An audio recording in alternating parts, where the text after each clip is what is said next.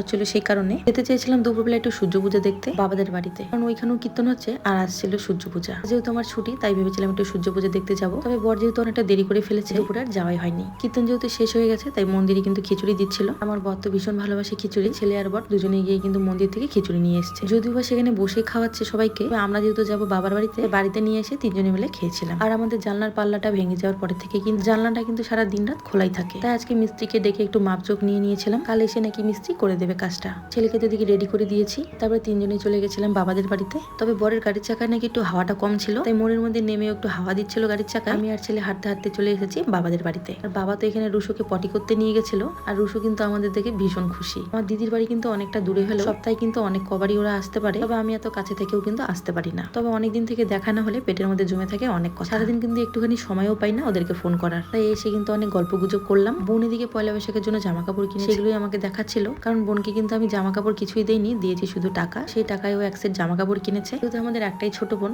তাই দুর্গাপূজা হোক কিংবা পয়লা বৈশাখ আমরা কিন্তু চেষ্টা করি ওকে কিছু দেওয়ার। আসলে ও যেহেতু সবার ছোট, আর ছোটদের কিন্তু মনে অনেক আশা থাকে, তাই আমরা সবাই চেষ্টা করি আমাদের সামর্থ্য অনুযায়ী ওকে কিছু দেওয়ার। যদিও বা আজ পর্যন্ত মুখ ফুটে কখনোই কোনো কিছু চায় না আমাদের কাছে, আমরা যেহেতু বড় তাই এটা কিন্তু আমাদের কর্তব্যের মধ্যেই পড়ে। সবার সাথে অনেক আড্ডা আর গল্প গুজব শেষে যাবো এখন বাড়িতে। তবে মা হাতে ধরিয়ে দিল কলা। বোন যেহেতু নিচতলায় টিউশন পড়াচ্ছিল, তাই যাওয়ার সময় বোনের সাথে দেখা করে আমরা চলে গেছিলাম বাড়িতে। বাড়ির বাইরে আমি যতক্ষণ থাকি তখন যেন মাথার মধ্যে কোনো চাপই থাকে না, তবে বাড়ি আসার পরে সমস্ত কাজগুলো যেন চেপে ধরে। সারাদিন যেহেতু কিছুই রান্নাবান্না করিনি, আমি একটু অন্য কাজ করছিলাম বলে বরকে বলেছিলাম একটু আলু সেদ্ধ ভাত বসিয়ে দিতে। আলু সেদ্ধ ভাত বসিয়েছে তো ঠিকই, তবে রান্নাঘর কিন্তু নোংরা করে রেখে দিয়েছে। হ্যাঁ, এই দিক থেকেও এমনটাই, কোনো কাজ করতে বললে কাজ করবে ঠিকই, তবে সেটা পরিষ্কার ভাবে নয়। যাই হোক, আমি আমার কাজটা সেরে রান্নাঘরে এসে চোখলাগুলো কিন্তু উঠিয়ে ফেলে দিয়েছিলাম। উপরের বাসনগুলো গুছিয়ে রাখা হয়নি, সেগুলো জায়গা মতো গুছিয়ে রেখে দিয়েছিলাম। আর এদিকে কিন্তু ভাতটাও হয়ে গেছিল। আলু সেদ্ধর সাথে ছেলের জন্য একটা ডিম সেদ্ধ দিয়েছিলাম, কারণ ঘরে একটা মাত্রই ডিম ছিল।